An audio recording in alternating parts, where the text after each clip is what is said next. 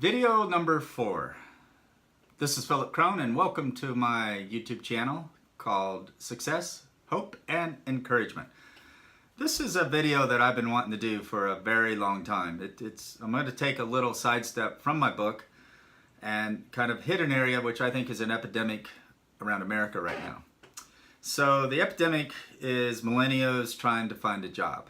And I put millennials in two different categories. Those of you who have graduated college and those of you who decided to go a different way. I'm going to describe in this video two ways to get a job. One a non-traditional way and one a traditional way. So I'm going to first start by saying this isn't your fault.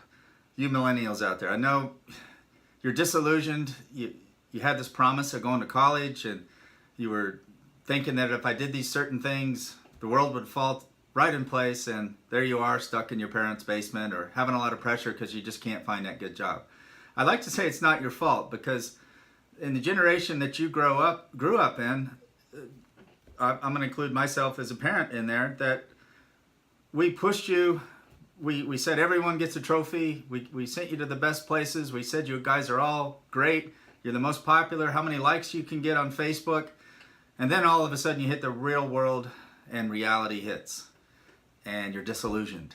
And you wonder where that $100,000 a year job is, or any job for that matter.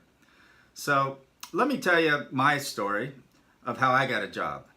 And to some degree, I don't think this has changed a lot, even though we're going back to 1985 for me, when I was 23 years old and just graduated college. The first thing I'll say is, and I said this in some previous videos, I grew up in a very small town and there wasn't a lot of opportunities there. So I was smart enough to know, number one, I wanted to be successful and wealthy, that I probably had to go to greener pastures. So wherever you are in life, I'm now in Atlanta, Georgia. This is pretty fertile pastures. When I got here, and it's another story, but I moved here in '88. The town had 2 million people. Now we have 7 million people, and it's supposed to double in the next 15 or 20 years. So there's a lot of opportunity here. But at any rate, when I graduated college, I went home for 2 days. And I say only 2 days because I was ready to get going with my life.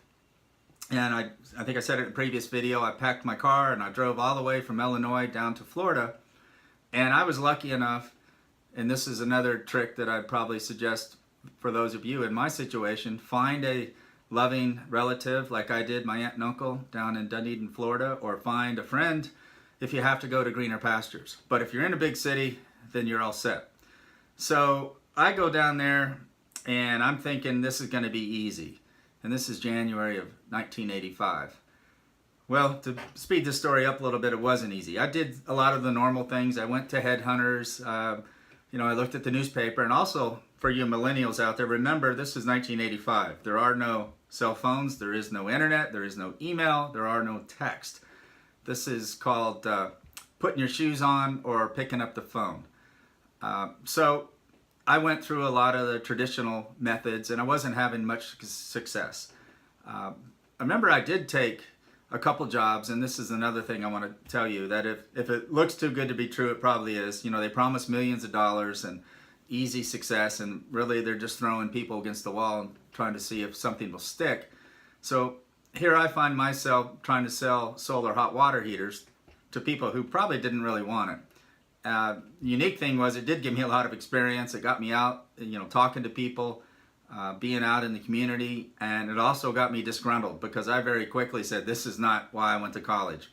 And I remember I was at this old lady's house and all she wanted was the free set of knives that we were giving away, and I had to go through the sales pitch, and I remember she looked at me and she goes, honey, you're a lot better than this. You shouldn't be doing this. And I said, well, I think you're right.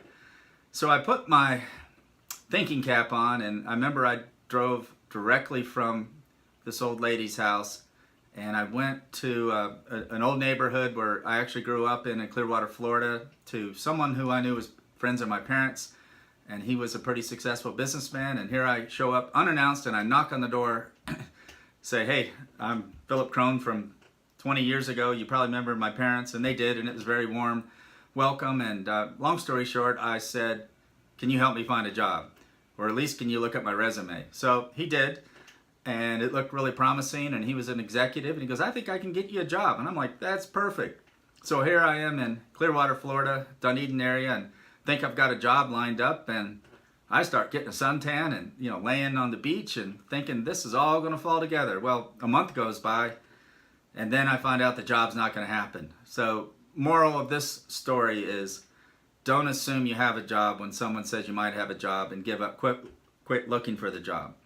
So that's number one. So I think we're in about the March time frame by this time. I'm getting pretty upset because I can't find a job, and I like to joke that farmhand and president of your fraternity just wasn't open up a lot of doors. And another little side note here is, remember when we're going to college, we're very young, we think we might know what we want to do. We pick a major and we hope that's a major that sounds interesting, but I can assure you, unless you went for some specific type of degree like medical or engineering or what have you, 90% of us, you just need that piece of paper.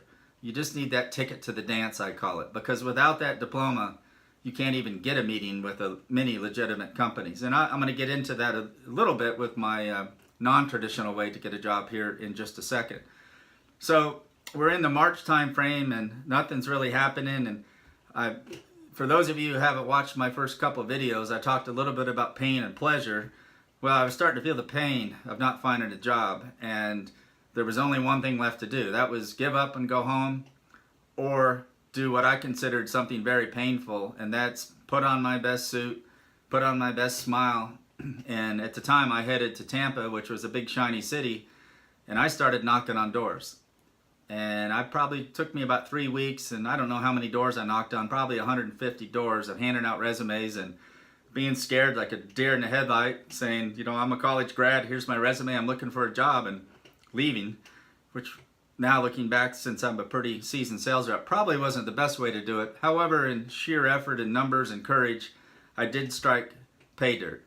And the pay dirt was, I remember sitting at a football game that night, and my aunt said, hey, this people called, they want to talk to you. And I remember they were very impressed. They said, we don't usually hire college grads, but we're very impressed that you were knocking on doors looking for a job. You think you'd want to continue knocking on doors and try to sell computers? And I was like, sure, I'll do anything.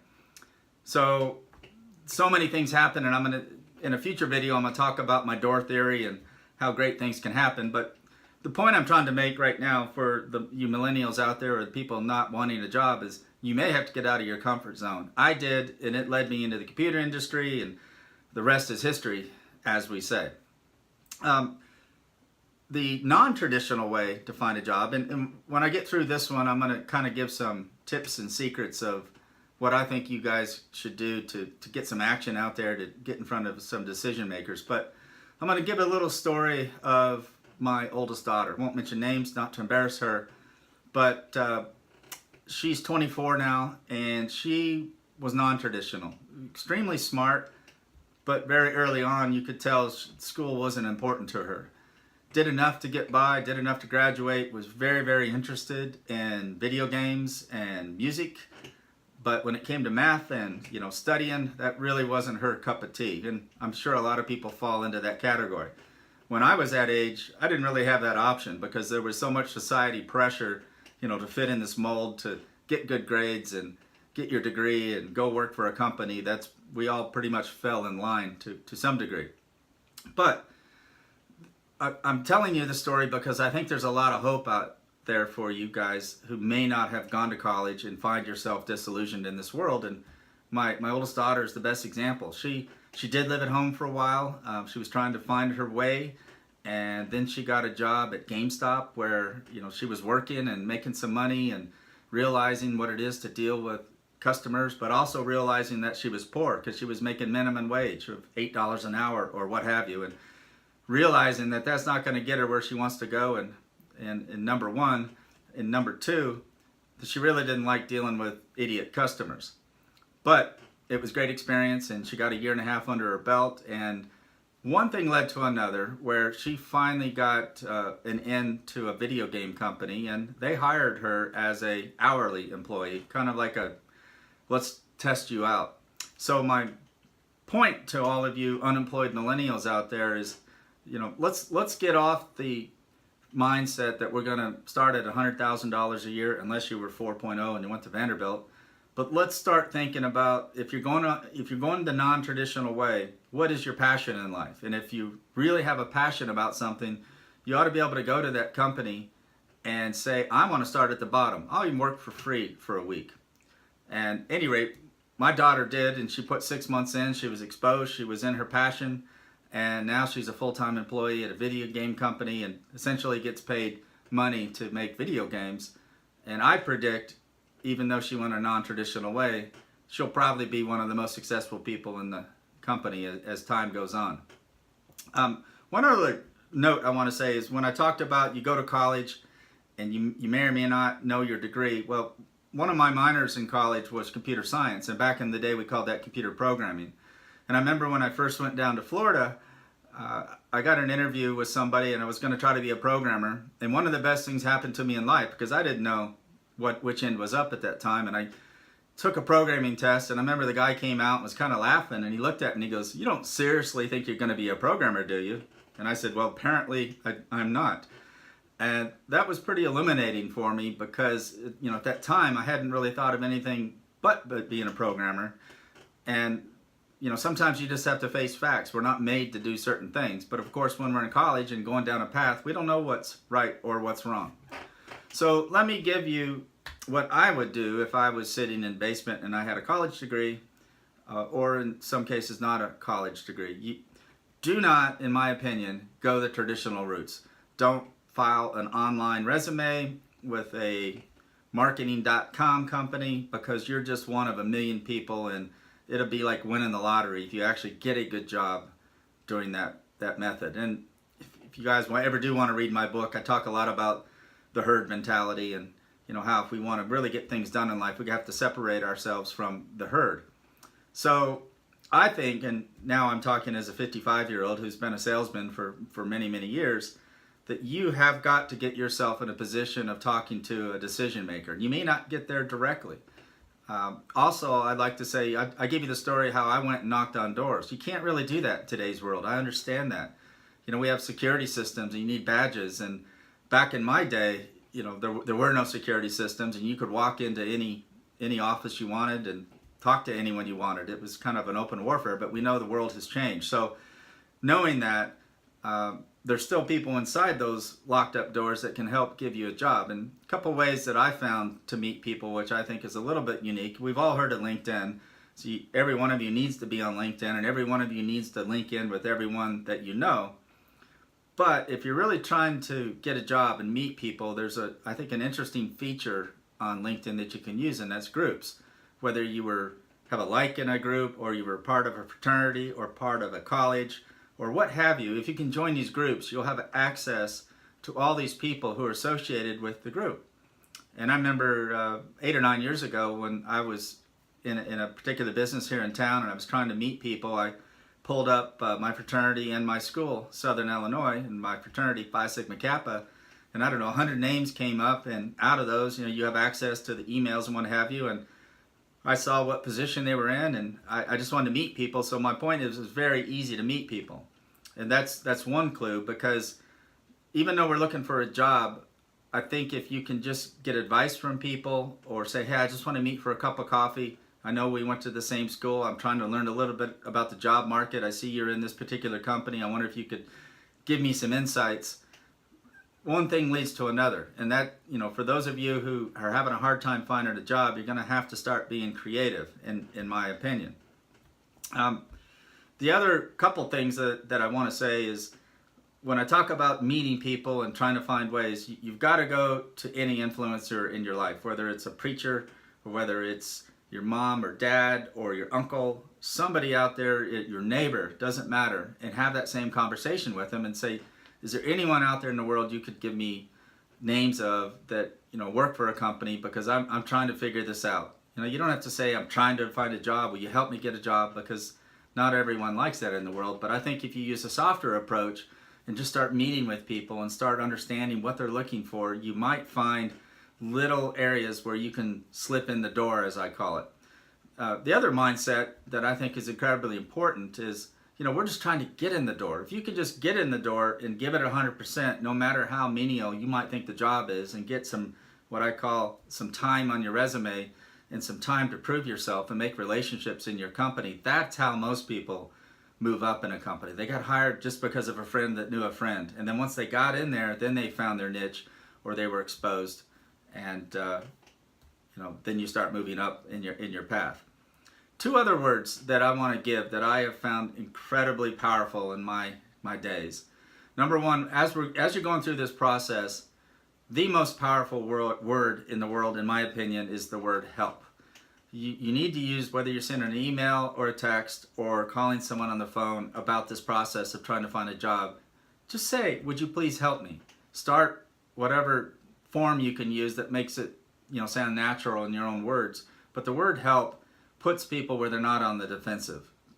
The second thing, and is if you do get an interview and you're sitting down with a boss or an opportunity that you like, is you must ask for the job. No one does it. Again, separating yourself from the herd.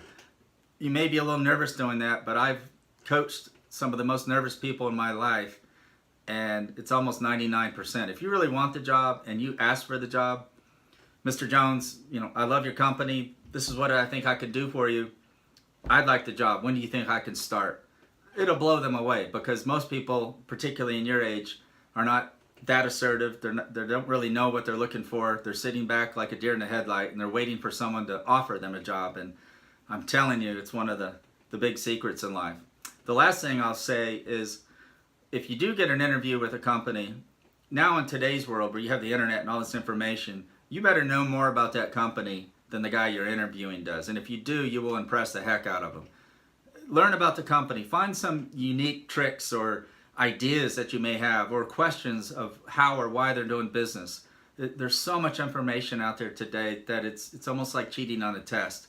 And I cannot tell you, when I had my companies and I was hiring people, they had no idea what we did. They were just looking for a job. Remember that they're not doing you a favor. And again, I'm going to joke with the millennials. This isn't your fault in this entitled world where the world owes you anything. You're out there in the real world now, and it's capitalism. And it's, kill or be killed, if you will. So, you can't feel entitled. You've got to say, this is how I can help you, Mr. Guy who's going to hire me. Or this is how I can be a benefit to this company. Because that is what will get you the job. So at any rate, just a few random thoughts that I thought for those of you out there that might have a hard time finding a job. I've helped many people over the years, and there's a lot of other things we can do, but in a nutshell, you've got to go out there and get it. Put on your best suit or dress up a little more than you have in your life. Make sure you're smiling and ask for the job. If you do those things in enough effort, trust me, you will find your way. So I hope you all have a good night, and we'll see you next time.